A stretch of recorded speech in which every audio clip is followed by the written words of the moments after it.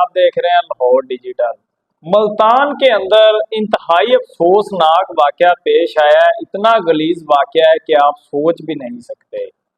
7 साल तक एक लड़की और एक लड़का रिलेशन में रहते हैं, शिद्दत की मोहब्बत उनके दरमियान हो जाती है। उसके बाद आप खुद समझ सकते हैं शादी ना होने के बाद जब वो रिलेशन में रहते हैं तो वो क्या होता है। तो ये एक बैंक में लड़का अमर नाम का जॉब करता था।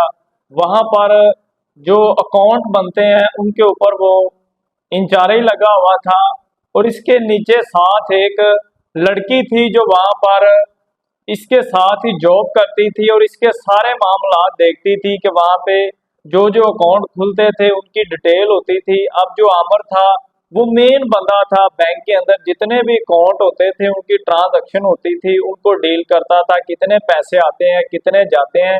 लेकिन अपना वक्त बचाने के लिए उस लड़की के साथ उसकी गपशप होती है, उसके बाद उनके नंबर एक दूसरे को मिल जाते हैं और फिर वो वहां पर एक दूसरे के साथ मोहब्बत करना शुरू कर देते हैं। तो फिर ये 7 साल तक इनकी मोहब्बत चलती है बिना शादी के।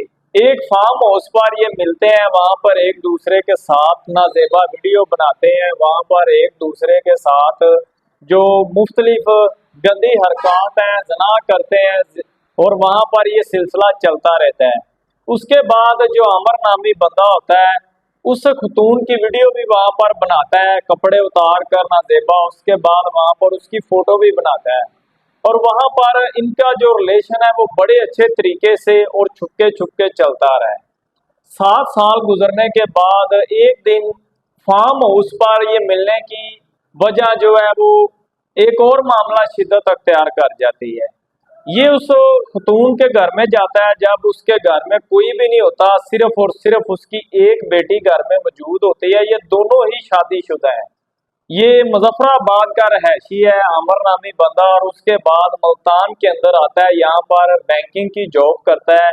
उसके बाद जब ये उस खतून के घर जाता है तो वहां पर उसकी जो फर्स्ट ईयर की जवान बेटी है खूबसूरत, उसको देखता है तो इसका दिल बेईमान हो जाता है।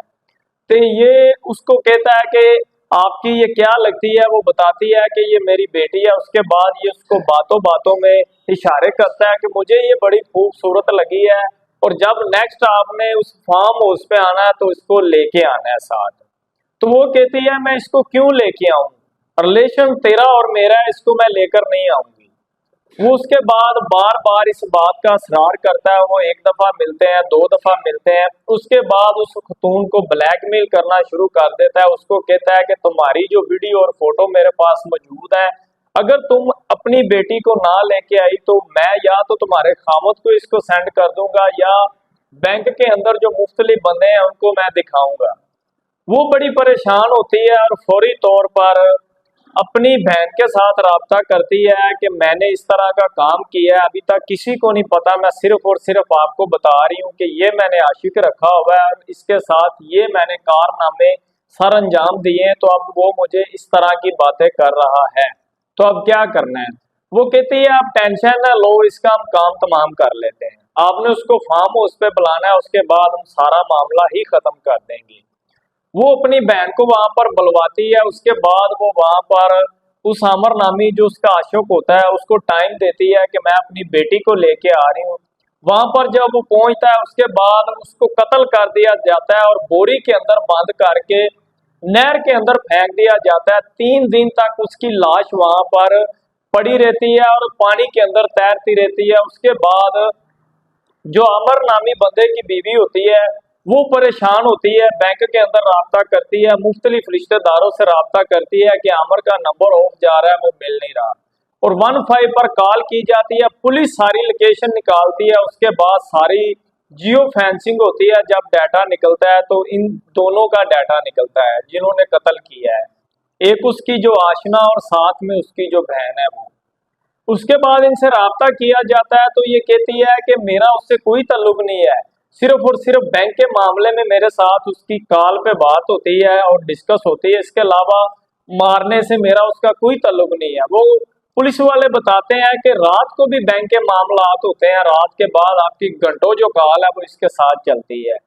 उसके बाद तफ्तीश का आगाज जो है वो मजीद बढ़ा दिया जाता है। तो जब वो इनके जवाबात पे पूरा नहीं उतर पाती, उसके बाद पुलिस को जो है वो तशवीश लाहक होती है और उसके बाद वो सारा जुर्म कबूल कर लेती है।